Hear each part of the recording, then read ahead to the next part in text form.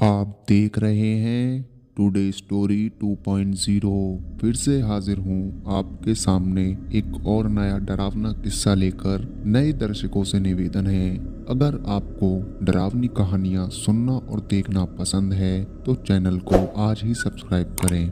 दोस्तों, ये कहानी हमारे एक सब्सक्राइबर ने हमें भेजी है जिनका नाम है प्रशांत। जानते हैं क्या हुआ था उनके साथ और उनके दोस्तों के साथ। वीडियो लंबी होने वाली है दोस्तों, तो कहानी का मजा लेने के लिए वीडियो को अंत तक देखें और लास्ट में मैं आपको बताऊंगा कि किस तरह से उन्होंने अपनी जान बचाई और किसने अपनी जान गंवाई। टाइम ना वेस्ट करते हुए कहानी की ओर बढ़ते हैं।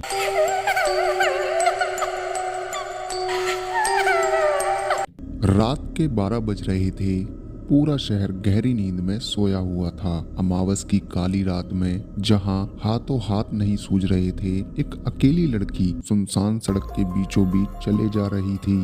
वहीं उसके पीछे कुछ दूर से कुत्ते उसे देखकर जोर जोर से भौंक रहे थे। क्या वो चुड़ैल थी, क्या वो भूत थी? दोस्तों, जानने के लिए देखते रहें टुडे स्टोरी 2.0। लेकिन जैसे ही उस लड़की ने पीछे मुड़कर उन कुत्तों की ओर देखा तो वह भौंकना बंद करके वापस तेजी से भागने लगे और वह लड़की वापस अपने रास्ते जाने लगी। उससे कुछ दूर पर एक हॉस्टल में पार्टी चल रही थी।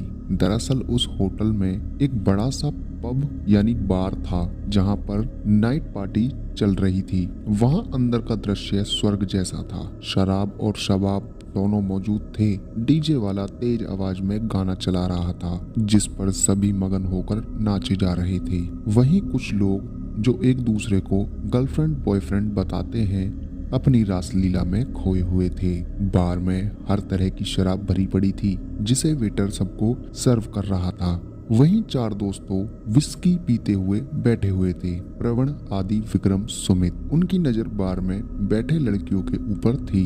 प्रवण: ओह, सीट पूरा मूड खराब हो गया। आदि: क्या हो गया बे? प्रवण: अबे सोचा था बार में कोई नई लड़की आएगी तो उसके साथ रोमांस करेंगे, लेकिन यहाँ तो वही घिसी पिटी पुरानी लड़कियाँ हैं। विक्रम: प्रवण सही कह रहा है यार, बहुत दिन हो गए किसी नई लड़की को चखे हुए। सुमित: अबे माना तुम तीनों अमीर बिजनेसमैन के बेटे हो, लेकिन पिछली बार जो हुआ था वह दोबारा नहीं होना चाहिए। प्रवण: अबे चुप कर बे, उसमें गलती उस लड़की की थी।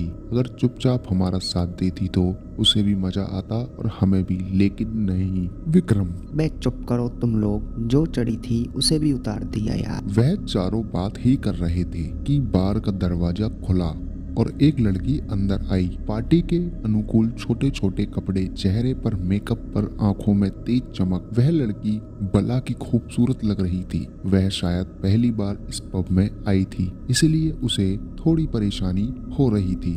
वह चारों उसे देखकर पागल हो गए। आदि: अरे भाई, लगता है ऊपर वाला भी हम पर मेहरबान है। देखो किस बला की खूबसूरत लड़की को हमारे लिए भेजा है। विक्रम: हाँ भाई, तू सही कह रहा है, ऐसी खूबसूरत लड़की मैंने आज तक नहीं देखी। सुमित: हाँ, लड़की तो रूप की देवी लग रही है। क्यों प्रवण? अरे यह प्रवण कहाँ चला गया? तीनों इधर उधर देखने लगे। तभी उनकी नजर उस लड़की की ओर गई। प्रवण उस लड़की के पास पहुंच चुका था। प्रवण: हेलो मिस, मेरा नाम प्रवण चौधरी है। वह लड़की हाथ मिलाते हुए बोली। हेलो, मेरा नाम मोहिनी है। मेरे दोस्तों ने मुझे इस पब के बारे में बताया था। वह काम से बाहर गए तो मुझे अकेले ही आना पड़ा, लेकिन यहाँ कोई मुझे कंपनी देने वाला नहीं है। मोहिनी थोड़ी असहज होती हुई बोली। प्रवण: अरे हम है ना मोहिनी जी, प्लीज आइए। आप जैसी खूबसूरत लड़की को कंपनी देना किस्मत वालों को ही मिलती है। Mohini: oh thank you so much. प्रवण: मोहिनी, इसमें थैंक यू की क्या बात है? यह तो हमारा सौभाग्य है जो दुनिया की सबसे खूबसूरत लड़की हमारे साथ बैठकर जाम का आनंद लेगी। अरे आप भी। ना मोहिनी थोड़ी शर्माते हुए बोली। प्रवण मोहिनी को उनके दोस्तों के पास ले जाता है और सबसे परिचय करवाने के लिए बोलता है। यह मेरे दोस्त हैं आदि, विक्रम और सुमित। Mohini: hello guys. आदि: आइए बैठिए मिस। मोहिनी थैंक यू बोलते हुए बैठ गई। विक्रम बताइए क्या पीना पसंद करेंगे आप? मोहिनी जी मुझे वोडका ही सूट करता है, विस्की की एक पैग ही मुझे नशा करने लगती है। यह सुनकर चारों के आंखों में चमक आ गई। आदि एक बोतल लेकर बोला, अब तो आपको एक बार यह जरूर ट्राई करना चाहिए। यह सन 1900 की बेशकीमती विस्की है। मोहिनी इतनी पुरानी? तब तो फिर मैं एक पैक पीना ही पड़ेगा। प्रवण ने वेटर से एक पैक बनाने के लिए बोला। वेटर ने एक पैक बना दिया, जिसे प्रवण ने अपनी जेब से कुछ निकाला और उसमें मिला दिया और फिर मोहिनी को दे दिया। मोहिनी ने एक झटके में ही वह पैक खाली कर दिया। मोहिनी वाह, यह तो सच में बहुत जबरदस्त है। आदि तो फिर एक पैग और हो जाए। मोहिनी ठीक है, पर बस एक पैक। प्रवण ने वेटर को इशारे में 4-5 विस्की के पैग बनाने के लिए बोला और सारे पैग यामिनी के सामने रख दिए। मोहिनी एक एक करके सारी विस्की की पैग खत्म कर गई।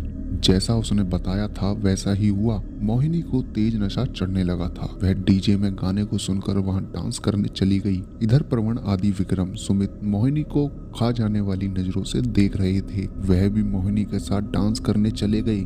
डीजे वाला तेज आवाज में गाना बजा रहा था। जिसका मुझे था इंतजार, जिसके लिए दिल था बेकरार, वो घड़ी आ गई आ गई। आज प्यार में हद से गुजर जाना है, मार देना है तुझको या मर जाना है। मुझ पर क्या गुजरी तू क्या जाने, लेकर रहूंगी बदला तुमसे। आए हो दिल की आग बुझाने, कातिल मेरी नजरों से बचकर कहाँ जाएगा। दिया है जो मुझको वही तू मुझसे पाएगा। तीर बनाकर जिगर में उतर जाना है, मार देना है तुझको या मर जाना है। डीजे वाले को समझ नहीं आ रहा था कि उसने तो दूसरा गाना चलाया था, फिर ये गाना कैसे चल रहा था। मोहिनी बोलती है, मुझे बहुत गर्मी लग रही है, मुझे खुली हवा में ले चलो गाइस। प्रवण उसे लेकर बार से बाहर चला जाता है। नशे की वजह से वह ठीक से चल नहीं पा रही थी। प्रवण के कंधे पकड़े हुई थी। बाहर आकर थोड़ी बातें की, फिर मोहिनी बोली, मुझे नींद आ रही है प्रवण, मुझे यहाँ से ले चलो। प्रवण बोला, हाँ क्यों नहीं डार्लिंग, आओ कार में बैठो, मैं तुम्हें ले चलता हूँ। मोहिनी गाड़ी में बैठ जाती है। प्रवण कार को लेकर तेजी से अपने फार्म हाउस की ओर मोड़ देता है। उसके दोस्त उसके पीछे गाड़ी में आ रहे थे। प्रवण यामिनी को अपने फार्म हाउस ले जाता है। प्रवण यामिनी को अपने बेडरूम में ले चलता है। मोहिनी, प्रवण बहुत गर्मी लग रही थी है, मुझे स्विमिंग पूल के पास ले चलो। प्रवण खुशी खुशी उसे अपने बेडरूम के अंदर ही बड़े स्विमिंग पूल के अंदर ले जाता है। वहाँ मोहिनी सीधे स्विमिंग पूल में कूद जाती है। प्रवण भी उसके पीछे पीछे स्विमिंग पूल में कूद जाता है। मोहिनी काफी देर तक स्विमिंग करती रही, फिर प्रवण के पास आकर बोली, प्रवण तुम मुझे बहुत अच्छे लगने लगे हो। ऐसा लग रहा है जैसे जिसका था मुझे इंतजार, मुझे वह मेरे सामने है। प्रवण मोहिनी को अपने बाहों में भरते हुए बोलता है, मुझे भी ऐसा ही लग रहा है। मोहिनी प्रवण के होठों को किस करने की लगती है। प्रवण भी उसका साथ दे लगता है और फिर प्रवण के हाथ अपने आप मोहिनी के जिस्म को छूने लगते हैं। कुछ देर बाद आदि गुस्से से कार की टायर को जोर से पैर मारता है। ओह शिट यार, इस कार को भी अभी पंचर होना था। सुमित टेंशन क्यों ले रहा है, यह हो गई पंचर ठीक। विक्रम, अब हमें जल्दी चलना चाहिए, नहीं तो प्रभु पूरा माल अकेले खा जाएगा। आदि तेज स्पीड से गाड़ी चलाने लगता है। कुछ ही देर में वे उस फार्म हाउस में पहुंच जाते हैं। तीनों अंदर जाते हैं, प्रवण को आवाज लगाते हैं पर कोई जवाब नहीं आता। तीनों उसके बेडरूम में जाते हैं तो देखते हैं मोहिनी अपने नाइट ड्रेस में सोई हुई थी, नशे में बोल रही थी, आदि आदि प्लीज मेरे पास आओ ना। आदि खुश होकर, क्या किस्मत है, रूप की देवी खुद मुझे बुला रही है। फिर उन दोनों की तरफ देखते हैं, बोला तुम दोनों बाहर जाओ ना यार। विक्रम, अच्छा बेटा अकेले अकेले मजे लेना चाहता है। आदि, अरे यार प्लीज मेरे बात, तुम इस सुंदरी का आनंद ले लेना, पर अभी प्लीज जाओ ना यार तुम लोग। सुमित, ठीक है बेटा, तू भी क्या याद करेगा, पर थोड़ी जल्दी करना, हमें भी चखना है इस मीठे आम का स्वाद। वह दोनों बाहर चले जाते हैं। आदि दरवाजा बंद करके मोहिनी के पास बिस्तर में आ जाता है। एक नजर मोहिनी की पूरी बॉडी में डालता है। सच में क्या जिस्म पाया है मोहिनी, तुमने, यही बोलता हुआ आदि उसके पैरों को चूमने लगता है और चूमते चूमते ऊपर जाने लगते हैं। आदि गर्दन को चूम ही रहा था कि उसे कुछ अजीब सी आवाजें सुनाई देने लगती हैं। साथ ही अजीब सी बदबू भी आने लगती है। उसकी नजर जब मोहिनी पर पड़ती है तो वह बुरी तरह से घबरा जाता है। उससे दूर हटते हुए जमीन पर गिर पड़ता है। मोहिनी बोली, आओ ना आदि, रुक क्यों गए? पास आओ मेरे। आदि के चेहरे पर डर के मारे हैरानी दोनों के भाव दिख रहे थे। उसका चेहरा पूरा पसीना पसीना हो गया था। वह बोलना चाहता था पर उसके मुंह से आवाज ही नहीं निकल रही थी। जैसे तैसे वह घबराते हुए बोला, तुम तो मर चुकी थी, फिर यहाँ कैसे? दिया। मोहिनी, क्या बोल रहे हो आदि तुम? कौन दिया? मैं तो मोहिनी हूँ। आओ ना मेरे पास। मोहिनी आदि की ओर बढ़ती है लेकिन आदि बिजली की फुर्ती के साथ वहाँ से उठा और दरवाजा खोलकर जल्दी से उस कमरे से बाहर आ गया और भागते हुए सुमित और विक्रम के पास पहुँच गया। उसकी दिल की धड़कन की आवाज बाहर तक सुनाई दे रही थी। आदि को ऐसे भागते हुए आते देखकर वह दोनों बोले, अबे क्या हुआ तुझे? ऐसे भागते हुए क्यों आ रहा है? आदि की सांसें उखड़ने लगी थी। वह कुछ बोलना चाहता था पर उसके मुंह से आवाज ही नहीं निकल रही थी। बस हाथ से उस रूम की तरफ इशारा कर रहा था। विक्रम पूछने लगा, अरे कुछ बोलेगा भी? क्या हुआ तुझे? ऐसा क्या देख लिया उस बेडरूम में जो तेरा यह हाल हो गया? जरा मैं भी तो देखूं। यह बोलकर विक्रम उस बेडरूम की ओर जाने लगा। आदि उसे रोकने की कोशिश करने लगा लेकिन विक्रम उस बेडरूम की ओर बढ़ गया। वहाँ का नजारा देखकर वह चौंक गया। कुछ ही पलों में विक्रम के चेहरे पर हल्की सी स्माइल फैल गई। बेडरूम के अंदर मोहिनी बड़ी ही मादक अवस्था में बैठी हुई थी। विक्रम को देखकर वह बोली, अरे यार, यह आदि क्या हुआ अचानक? यह चिल्लाते हुए रूम से बाहर चला गया। विक्रम, तुम मेरे पास आओ ना। विक्रम एक बार आदि को देखकर बोला, फट्टू, क्या हुआ? इतनी मालदार लड़की को देखकर तेरी फट गई? चलो मैं ही जन्नत का मजा ले लेता हूँ। विक्रम खुशी से बोला, हाँ क्यों नहीं मेरी जाने मन। यह कहकर विक्रम अपने शर्ट की बटन खोलते हुए मोहिनी के पास चला गया और उसे अपने बाहों में भरकर किस करने लगा। लेकिन थोड़ी देर बाद विक्रम की चीखने चिल्लाने की आवाज आने लगी, बचाओ बचाओ, आदि, सुमित हेल्प। उसकी आवाज चारों तरफ गूंजने लगी लेकिन थोड़ी ही देर में उसकी आवाज आनी बंद हो गई। चारों तरफ सन्नाटा फैल गया था। आदि और सुमित एक दूसरे के चेहरे को देखने लगे। कुछ देर बाद सुमित उठा, क्या हुआ विक्रम के साथ, यह देखने जाने लगा। वहीं आदि एक जगह पर भूत बनकर बैठा हुआ था। सुमित बेडरूम के पास गया। अंदर देखा तो वह बेड पर पीट करके बैठा हुआ था। सुमित ने राहत की सांस ली।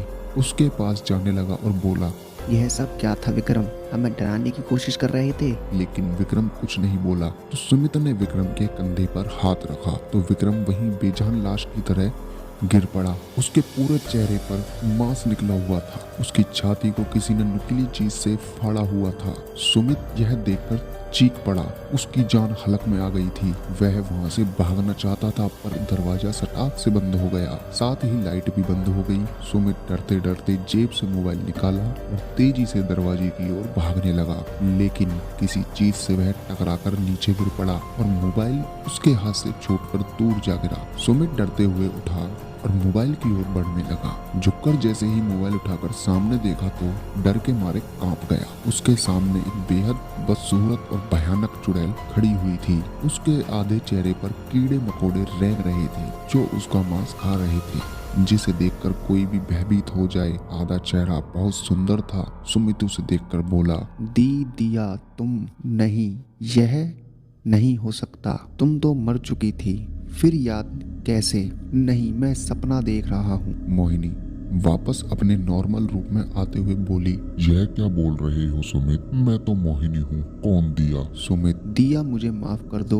मैं तुम्हारे साथ ऐसा नहीं करना चाहता था। उन तीनों की वजह से मैं मजबूर था। मैंने उन्हें बहुत समझाने की कोशिश की। प्लीज मुझे माफ कर दो, छोड़ दो मुझे। मोहिनी एक भयानक आवाज से घुर्राते हुए बोली, ऐसे कैसे माफ कर दूं? उस दिन मैं भी तुम लोगों के सामने कितना गिड़गिड़ाई थी कि मुझे छोड़ दो, मुझे जाने दो, पर तुम लोगों ने मुझे जाने नहीं दिया। मेरी लाइफ बिल्कुल सही चल रही थी। तुम लोगों ने मुझे और मेरे पूरे परिवार को खत्म कर दिया। अब माफी नहीं मिलेगी, अब तो सिर्फ मौत मिलेगी। मोहिनी का चेहरा वापस से उस भयानक रूप में आ गया। उसने सुमित के होठों पर किस किया और उसके मुंह में अपने नुकीले दांत गड़ाते कर जबड़े ही उखाड़ दिया। उससे खून की धारा बहने लगी। सुमित दर्द के मारे कांप उठा। फिर मोहिनी ने उसके कंधे पर किस किया और वहां का पूरा मांस ही उखाड़ कर खा गई। सुमित दर्द से छटपटाने लगा। मोहिनी के चंगुल से छूटने की कोशिश करने लगा। अचानक वह मोहिनी की पकड़ से छूट गया। वह दरवाजे की ओर भागा पर दरवाजा खुल नहीं रहा था। वह दरवाजा पीटने लगा। तभी मोहिनी उसके पास आई। उसे उठाकर जमीन पर पटक दिया। उसके कंधे पर बैठ गई। अपने नुकीले नाखूनों को एक ही झटके में उसके छाती में घुसा दिया। सुमित का दिल निकाल लिया और मजे से खाने लगी। सुमित वहीं ढेर हो गया। उसकी चीख सुनकर आदि वहां से भागने लगा। जल्दबाजी में उसका पैर फिसल गया और वह सीढ़ियों से होता हुआ सीधा नीचे गिर पड़ा। उसे काफी गहरी चोटें आई हुई थी, पर वह उन सब की परवाह किए बिना वहां से भागने लगा। गाड़ी के पास गया तो याद आया चाबी उसके कोट के अंदर थी, जो उसके बेडरूम में छूट गई थी। वह गुस्से से चिल्लाया, ओह शिट! फिर पैदल ही वहां से भागने लगा। वह फार्म हाउस से काफी दूर आ गया था। सड़क के बीचों बीच स्ट्रीट लाइटें जल रही थी। आदि ने राहत की सांस ली, पर उसे बार बार उसका भयानक चेहरा याद आ रहा था, जो उसके बिल्कुल करीब थी। दूर से गाड़ी आते हुए दिखाई दी। आदि की जान में जान आई। आदि ने हाथ दिखाकर लिफ्ट मांगने के लिए गाड़ी रोकने की कोशिश की। उसके पास आकर गाड़ी रुकी, लेकिन जैसे ही आदि ने गाड़ी को देखा तो बुरी तरह से डर गया। वो उसी की गाड़ी थी। वहां से भागने लगा। तभी स्ट्रीट लाइटें अपने आप चालू बंद होने लगी और अचानक से सभी लाइटें एक साथ बंद हो गईं। चारों तरफ घोर अंधेरा हो गया।